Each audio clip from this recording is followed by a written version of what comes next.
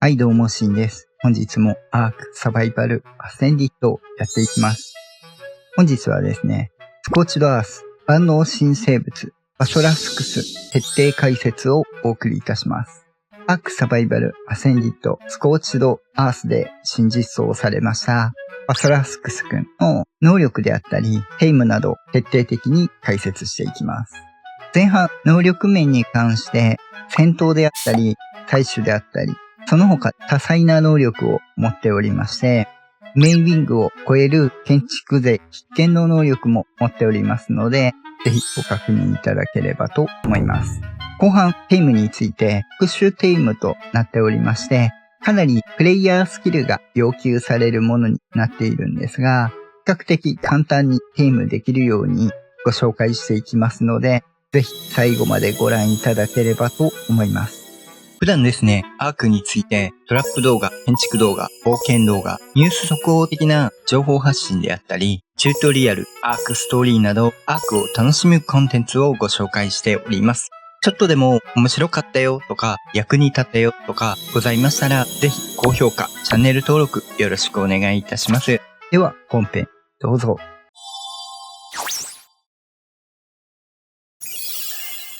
ではですね、能力面についてご紹介していきます。まず、通常の噛みつき攻撃。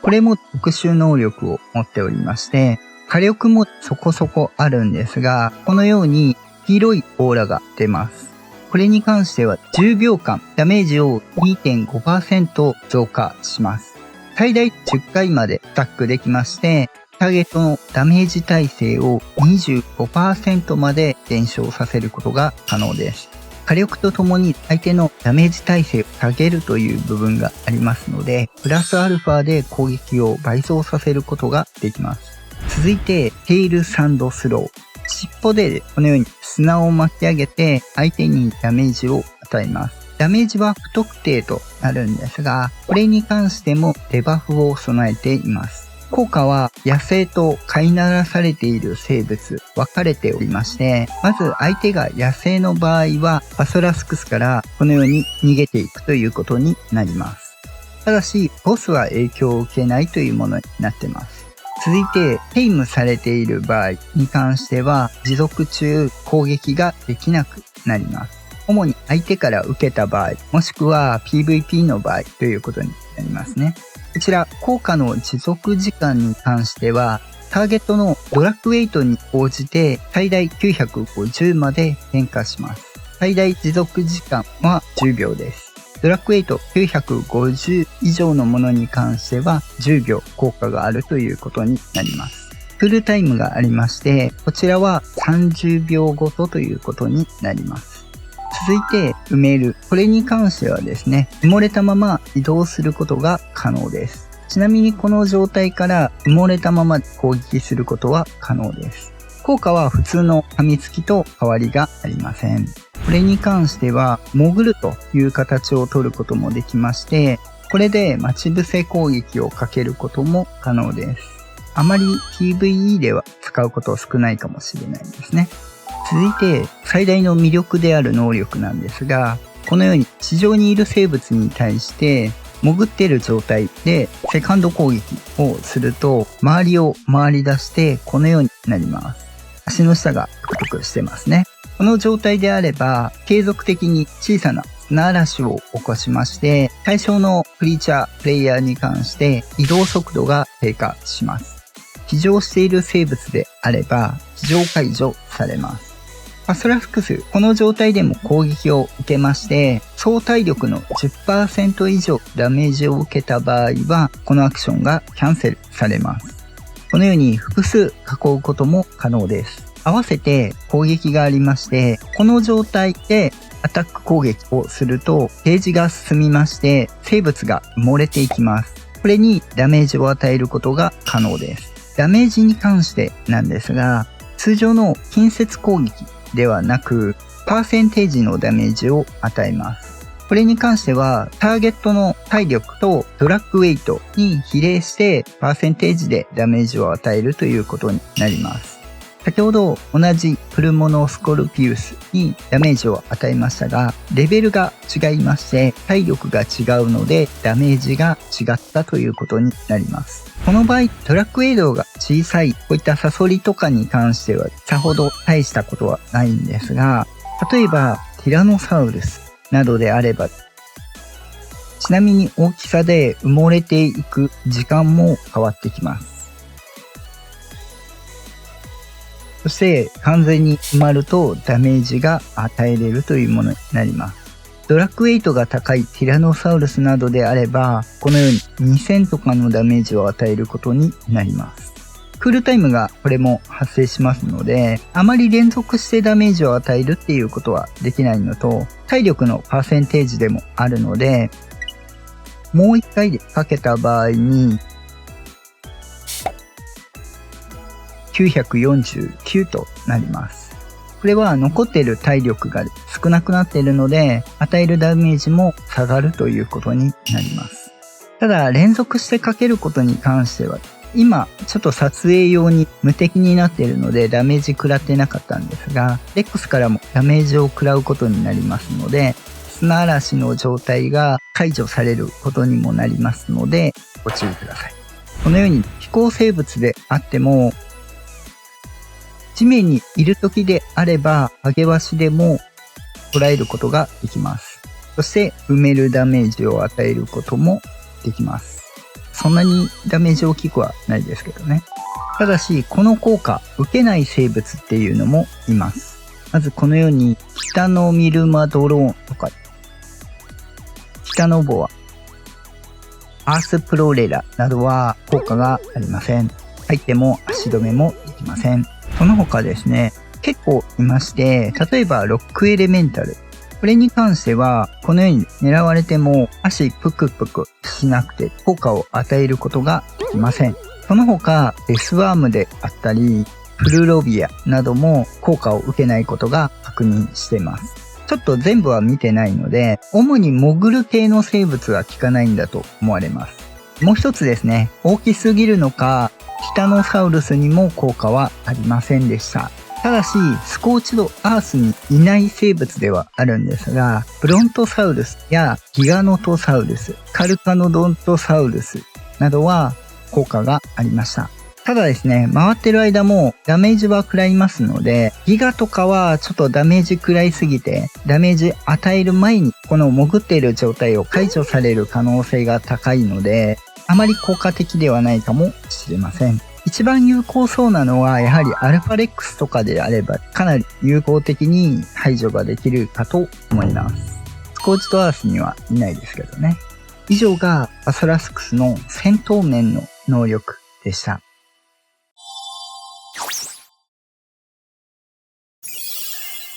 その他にもファソラスクス、能力というか利点が3つあります。一つは火球の探索なんですが、ファソラスクス、潜っていただくと、このように結構なスピードで移動ができるんですけども、このように砂漠にいる生物に敵対がされません。なので、潜っている間気にせず砂漠を移動することができます。もちろんスタミナは減るので、スタミナに振っといていただくと移動しやすくなるんですが、このようにスコーチドアース、砂漠にクレートが湧きます。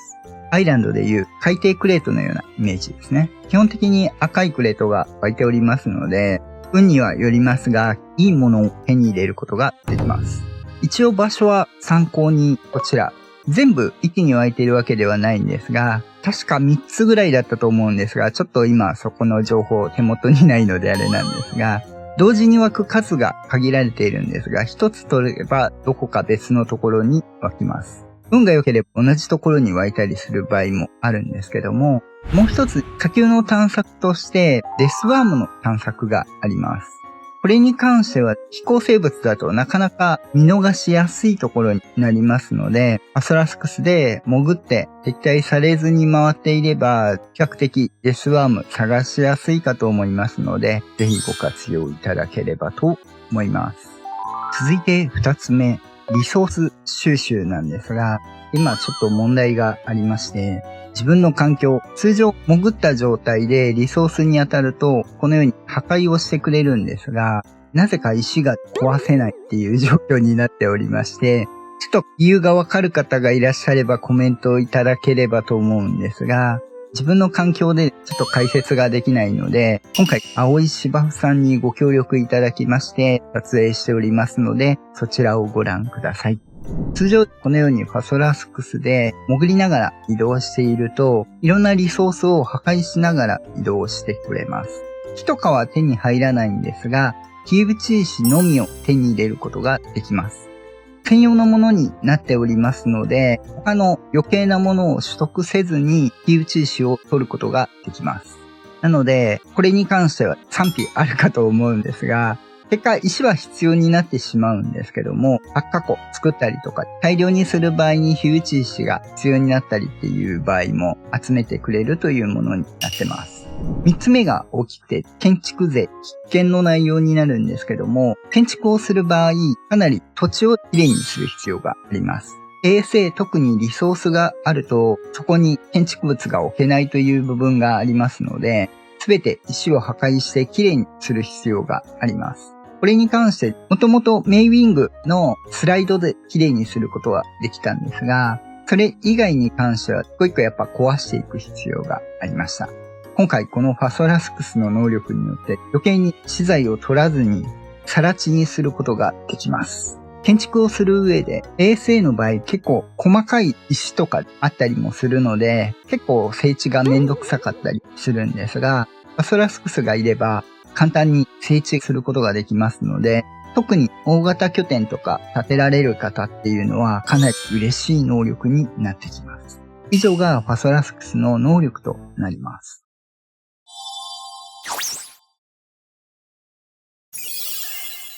続いてテイムについて。テイムは特殊テイムとなっておりまして、かなりプレイヤースキルが求められるものとなっております。まずは基本的なところをご紹介させていただきまして、後ほどテイムする際に極力楽にテイムができるようにコツのようなものをご紹介させていただきます。野生のファソラスクス、地面に埋まってこのように待機している場合があります。この状態でないとテイムすることはできません。地上に出ている場合はしばらく潜るまで待っていただく必要があります。次に準備するものがありまして、このように C4 爆弾もしくはグレネード、もちろん C4 爆弾使う場合はリモートスイッチも必要となります。その他ロケットランチャーも使えるんですが、基本的にはグレネードを使っていただくとコスト的には一番安く済むかと思います。一応ミスった時用にいくつかご用意いただくといいかと思います。これを山に投げていただいて、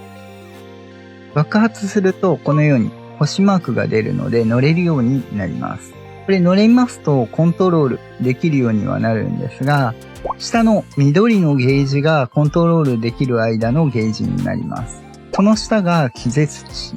この状態でリソースに当てるとこのように気絶値を貯めることができます。それを繰り返していくということになります。このように段差に乗り上げてしまうと非常解除されてしまいます。今はこの水脈に乗り上げてしまったので非常解除されたということになります。もう一度いきますね。これでコントロールしていくということになります。このようなところでですね、した場合に気絶値溜まっていくんですが、コントロールも重要になってきます。こうやって乗り上げてしまうと、もう一度潜るまでヘイトを切らないといけなくなります。これに関してどんどん気絶値が減っていきます。なので早めに離れてヘイトを切っていただいて潜るのを待っていただく必要があります。周りにこのように生物がいた場合、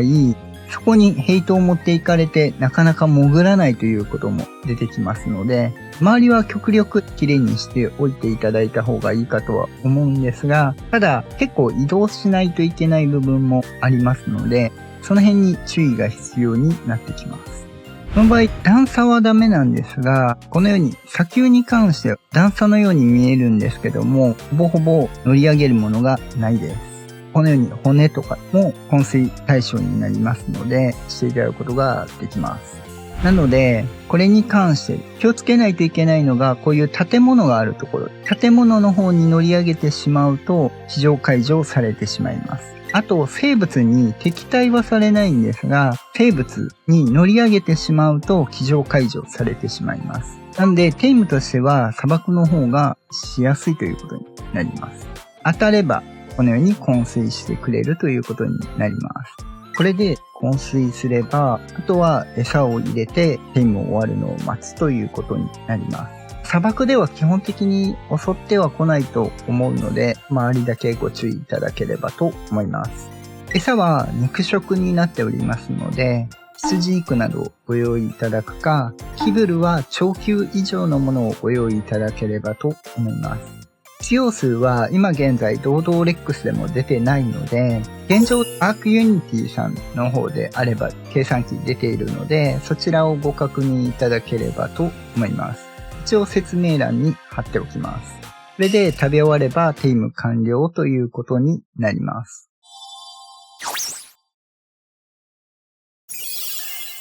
比較的効率よくテイムをするためには、先ほどご案内した通り、降りないっていうことが重要になってきます。その上で注意しないといけないのが、段差であったり、生物に絡まれたりっていうところになってきます。砂漠であれば、おおむね段差に苦しむところは少なくなってくるんですが、極力段差がないリソースの集まりっていうのが必要になってきます。主にこういうところですね。今ちょっと壊してしまってますが、こういうところであれば壊すリソースのみになりますので、どこに当たっても基本的にはいけるんですが、こういう油田とか、あと水脈とかあるところは少し問題になってきます。まずはそういった場所を近くでいくつかのポイントを調べてテイムしていただくとかなり楽になってきます。一応ですね、高レベル、後ほどやるんですが、地図にマーカーを16個まで打てます。これであらかじめポイントを絞っといていただくとテイムしやすいということになります。全部は使わないと思うんですが、その時の流れであったりとかが必要になりますので、比較的おすすめはワイバン谷の西側一帯に関してはかなり塩だけのリソースがあるところがいっぱいあります。結構密集している形であるのでおすすめです。もう一箇所ポイントとしては、右下の方、南東の方あたりに関してもかなり密集しているところがあるので、狙いやすいかと思います。今回はワイバン谷の西の方でやっていきます。見つけた場所にもよると思うので、あらかじめゲームを開始する前にポイントをチェックしておくと割と使いやすいかと思います。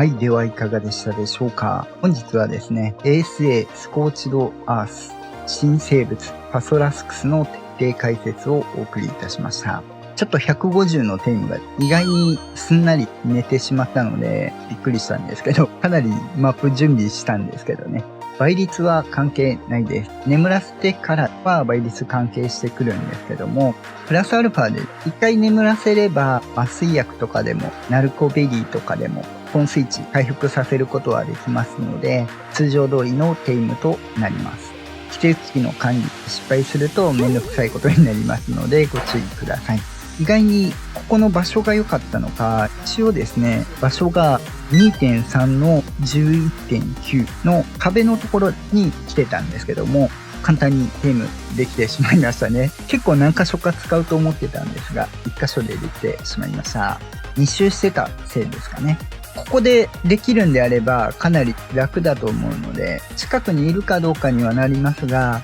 放水させる前、誘導していただければ簡単に誘導できるかと思うので、ちょっとヘイト切るのが大変かもしれないんですが、うまいこと誘導して、ポイントのところでテイム開始していただくといいかと思います。その他能力、やはり整地能力が高いので、かなり建築勢としては嬉しいところになってきますので、ぜひですね、テイム頑張ってみていただければと思います。もちろん戦闘面でも、このマップ以外に輸送した場合も、アルファレックスの討伐であったりとか、対巨大生物の秘密兵器として使えるものになっておりますので、ぜひご活用いただければと思います。では本日は以上となります。アークについて困ったことがあれば、ここのチャンネルに来れば解決できるチャンネルを目指して頑張っておりますので、ぜひ高評価、チャンネル登録よろしくお願いいたします。応援したいよっていう方はメンバー登録もよろしくお願いいたします。その他、Twitter や Discord などアークに関わる情報発信、コミュニティなども行っておりますので、詳しくは説明欄ご確認いただければと思います。また次回お会いいたしましょう。バイバイ。